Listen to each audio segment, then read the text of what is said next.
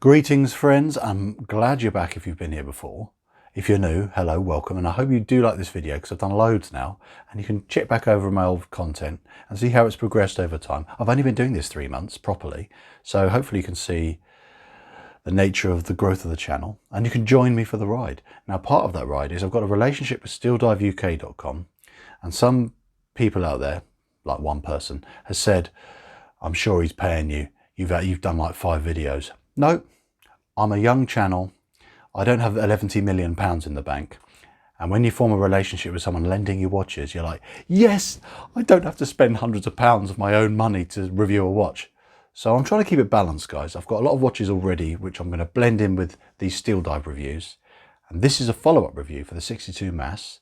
And there will be some more Steeldives in future. And I'm trying to focus, the ones I choose are the latest releases and showing the ones that are getting better and better, because Steeldive are working on their quality even more, and that's exciting. That's why I like to review things. Progress is everything. And if you watched my first video from a few months ago, hopefully you'll see that I'm doing the same. So thanks for watching, and I'll see you in a minute.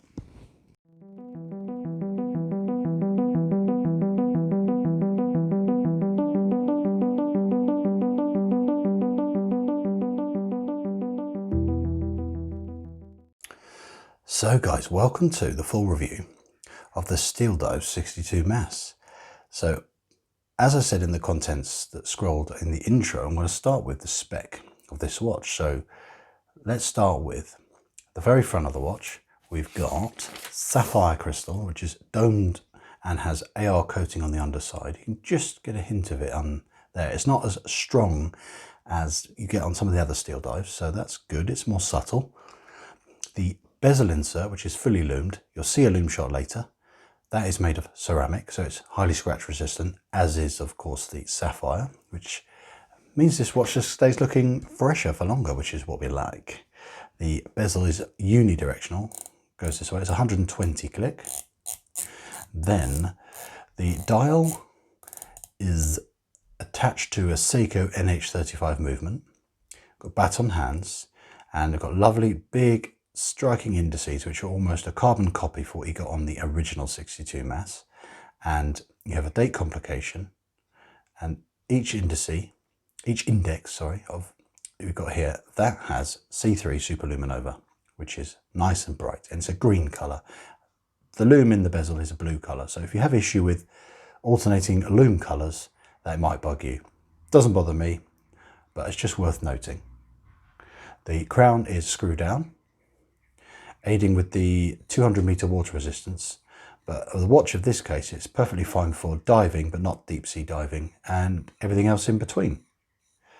The NH35 is a reliable workhorse movement, if you will, and the movements are made in Malaysia, and I'm sure other places as well, but generally Malaysia.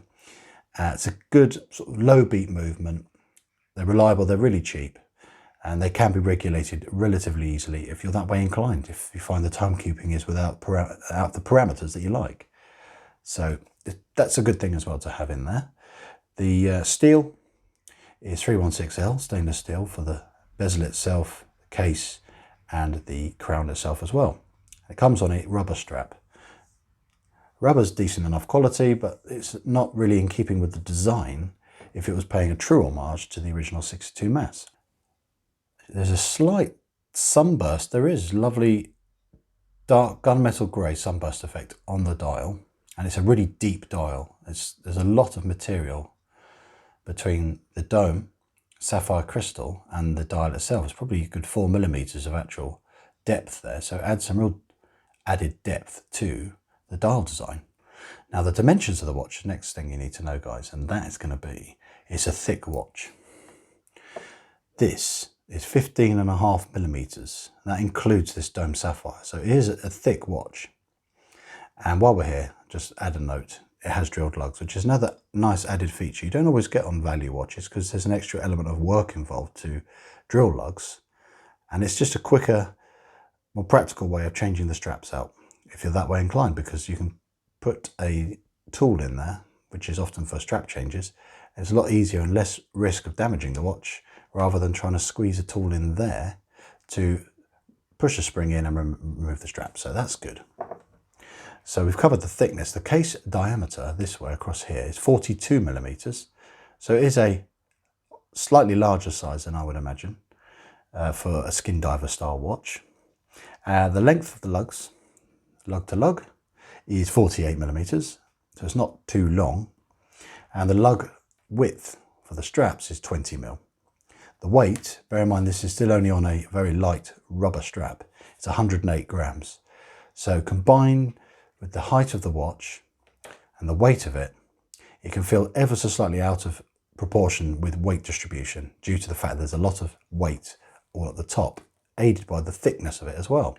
So now I've covered the spec and the stats, etc. What I'm going to move on to next, guys, is a little bit of information about the original 62 mass, just so you get some context as to what effectively inspired this homage.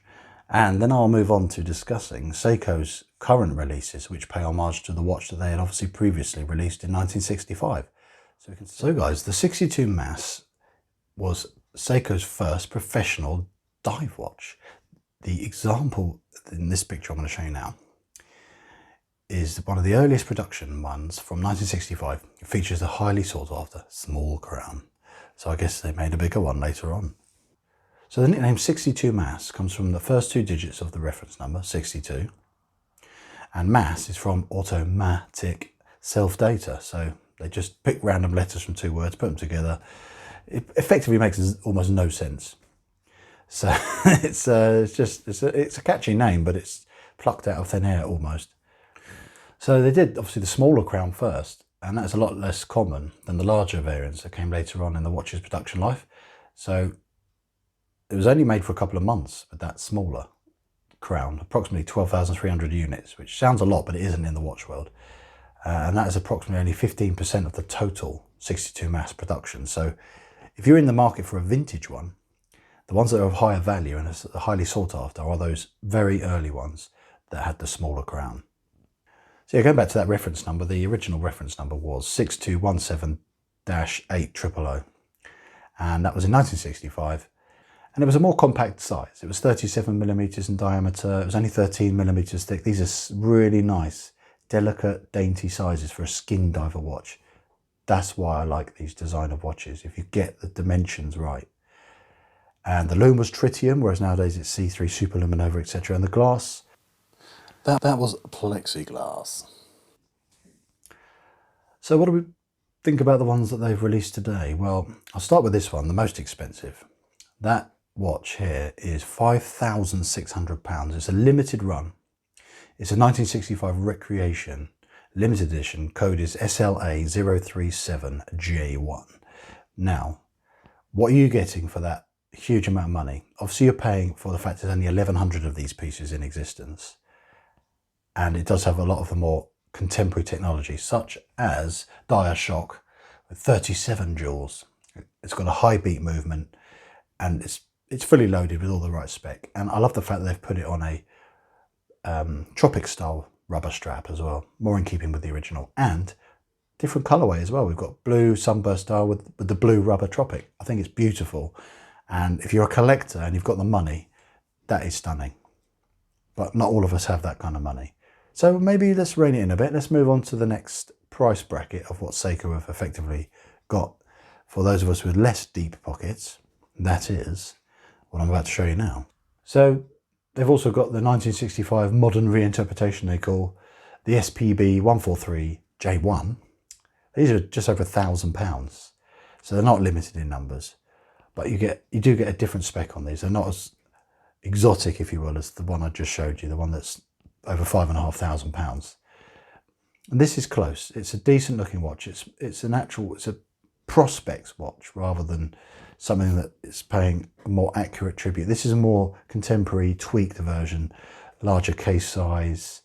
There's a lot of design elements which have been tweaked and kept from the original, such as the hands, but then they've been modified slightly to have little pointy bits on the end, and the index at 12 o'clock,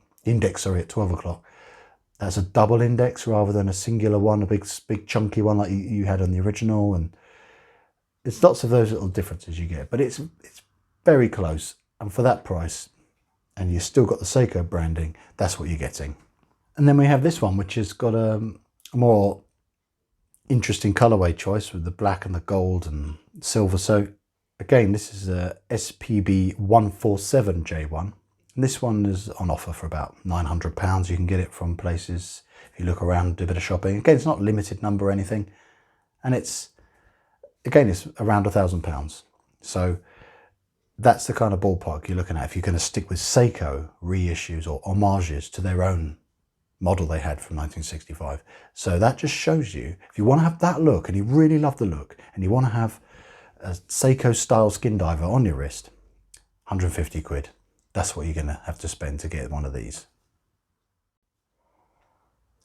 So now we've discussed about the 62 mass and Seiko's re-releases they've done and other very close homages to themselves that they've done. I wanted to move on to what I've found from having this watch a bit longer, what my likes and dislikes are, if you will, or improvements I would like to suggest. So the first thing I'm going to start with, let's start with the positives. Fit and finish of this watch is extremely good. I've not found any noticeable imperfections that would worry you, such as alignment issues. Everything seems to be well made. I mean, the hands even, they do have contrasting brushed finish as well as polished. There is, as you can see on the second hand, there is a little bit of something going on there. But this is looking really close, to be honest. Let's get closer. As you see on that second hand, about there is something there. I don't know if it's a smudge or an imperfection, but we are looking really close here, guys. I do like the design. I've always liked vintage style watches because I think they got it right back then. It's a lovely look. They were very toolish in terms of their design, and they were often quite elegant. That is something I liked about original skin diver watches. But that's partly why when I jump to dislikes, there is an issue with this watch regards to paying homage to a skin diver. So I'll move back onto that in a bit, but back to the likes, and that is this domed sapphire, guys. Look at that. It is lovely. You get a lovely bit of distortion. It's crystal clear. It seems like a lovely, good quality piece of sapphire in there. And it's nice at this price point to be able to get something, domed sapphire. You don't really get that very often. It's often acrylic or mineral glass because they're cheaper to machine and get to this finish. So it's quite a step up in how things have moved on, really, to at this price point get domed sapphire crystal with AR coating as well, which is again another level of luxury, if you will, of specification. The ceramic bezel, I do like that as well because I know I like my watches to stay looking newer for longer, and this being ceramic means it's very unlikely to scratch. And then the added extra level of coolness is that it's loomed. You'll get a better loom shot later. Just give you a look. Just even sheltering ever so slightly. You see how strong it is. So if you're a loomaholic, it's a real perk. You could buy this watch alone and ignore all the other features. If you just like really good loom and domed sapphire crystal, you'd buy this watch and be happy, honestly. But I'm looking at this watch overall and being as clear as possible for you guys. Then the other thing I like is the NH35 movement. I've had enough of them. I've worked with them. I'm not an expert by any means, but I understand that they are a decent movement. I've had enough experience with them to say that they are reliable. They do keep really good time. They can fluctuate, but it's never much more than plus minus 10 seconds a day. And I'm very often impressed with that when you think the tolerances they give are a lot bigger than that. So it's good. They're very consistent. Then I just love the looks in general. I think it's a very pretty watch. The lovely big striking indices, the dial, the bezel, the colorways. It's a striking watch and it catches the light really well. And even though I will be criticizing aspects of its size and weight, I'm going to put it on wrist to show you the other thing which I like about this. Albeit a 42mm case size and a 15.5mm thick watch, it's very comfortable. Slidey mat. It's very comfortable on wrist because these curved lugs, they conform to the wrist. I mean, I have a 7-inch wrist for reference, and that's average, and it fits well. It doesn't, even though it is relatively, it does feel a little bit top heavy. It doesn't feel cumbersome, and that's the thing that can happen with a thicker watch. So I think they've managed to balance it. I think they've got away with it, somehow, even though it is a very thick watch. And for reference, for thickness, so I'm jumping forward to dislikes because it does bug me actually. I've got an Oris Aquis that is 3mm thinner than this watch. And that's a 43mm with 300 meters proven water resistance, 30 bar pressure resistance. This doesn't need to be this thick, but I digress. I'm going to take this off wrist and go back to the last bit of my likes. And my last bit of my likes is these hand lengths, or the hour and the minute hand specifically. I'll show you what they, it's just attention to detail, which I like. The hour hand, see it lines up and it's just it's close enough to be kissing the indices there. Each index. God, I keep getting that wrong. Anyway, and then the minute hand is the other side of it. I like that. They've got the lengths right. It just fits. So that's a plus. Now I'm going to move on to my dislikes. And luckily this list is shorter, so you get a better impression of my overall opinion of this watch. Really is still positive. I'll start with the big one, which I've already mentioned before. It's too thick. Skin divers, traditionally, they were meant to be more elegant, ever so slow. They weren't meant for going down really deep. They weren't for deep sea diving. Skin diver watches, this is effectively paying homage to, they were something you could have as a more classy, elegant, even dress watch if you wanted to. Things like the Oris Diver 65, for example. That's another skin diver watch. There's so many out there. I mean, I could do a whole other video on skin divers, but I can't get them all in to show you. But you get the point. They shouldn't be this thick. 12 to 13mm thick would be ideally as a maximum, really. Considering this has got a Seiko NH35, it didn't need to be this thick. It didn't need to be 15.5mm thick. Look at it. Because it's got relatively short lug to lug, 48. It's nowhere near the 50 mark. It does look like a little nugget. So I think that could be something that will be improved. I would say 40mm case size as well. It's a touch too large. And then shrink it down in thickness down to about 12.5, 13mm. Proportionally, that would put this in a really good sweet spot. And the other thing that I'm going to move on to sizing being wrong, check out that seconds hand. That square pip doesn't line up with anything. The tip of the seconds hand is halfway in the minute track there. That's fine. But the pip doesn't seem to line up with anything else. I mean, it needs to come further out this way, so it would have looked nicer if it lined up with the outer edge of these. So that's another sort of criticism, if you will, or something that could be better. Strap, this is something that could be easily rectified. I would put this on either one of these, like a waffle, or one of these, a tropic rubber, because they are more in keeping of that era, skin diver watches, etc. It would have looked so awesome on one of these as standard. Not this with the weird circles on it, but it's excellent for breathability, water drainage, if you will, if you get this wet. It is good. It's a practical strap. It is comfortable as well. And I like all the extra detailing. That is good. You do get the etching Steeldive on there. You've got these keeps. It's all very well done. Got the logo there. It is smart, but they're very straight as well. It's 20mm all the way along, no taper. Traditionally, on a more vintage style watch, they'd have a nice taper, a taper right down to the end. And again, adding to the elegance of what you would expect from a skin diver design watch. The other criticism I have is this text here. Water 200 proof, 24 joules. I don't think needing to know how many joules is in there is relevant. I think if it just said automatic, that's more appropriate because it is an automatic watch and that has more kudos than saying 24 joules. So what? There's other ways you can say it. And if it said automatic in red or the 200 was red, just a splash of colour in there because it's very monotone. It's the only other criticism, apart from the loom, but you don't see that most of the time. The other thing as well, yeah, ditch how that's worded.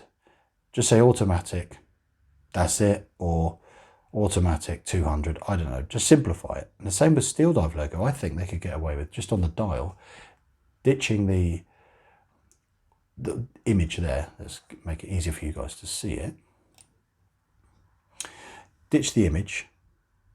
I like it, but to make the dial look less fussy on any of the watches they have it on, just have the word Steeldive. It's a cool word and it works. Just have that. Still the branding. So I think that's my next criticism really. And last one, which bugs me on any watch, is bear in mind the only major point of contact this watch is going to have with your body is the underside. And if you like me, you like to take a watch off and just look at it and admire all those extra little features that have been designed into it, such as this etched case back. I do like that. I forgot to mention that earlier. I like the design and the fact they've made the effort to go the extra mile. I just don't like the fact that all this part here is polished, because again, it's just a smudge magnet and scratches so easily. So if that was all brushed, circular brushing, I think that would have looked better. So before I give you the pics, vids and loom shot at the very end of this full review, I'll just give you a quick conclusion, my final thoughts, and that is, discuss my likes and my dislikes, and I think if you're looking for a more contemporary sized and thickness skin diver watch, if you will, or an homage to one, you can't go wrong with this watch. It is a beautiful watch in my opinion, and it's so close to being as dimensionally perfect, and with a few tweaks, i.e. the strap, you can very quickly make this watch look even better. And I think you would be very happy with this watch, in great honesty, if you can see past the thickness and maybe the slightly larger case. But for £150, you can't go wrong, guys. I really believe that. So thanks so much for watching. I hope you enjoy this last little bit, a few pictures, and give you an idea of what it looks like out of the studio setting. And I'll look forward to seeing you in the next review, guys. So, bye for now.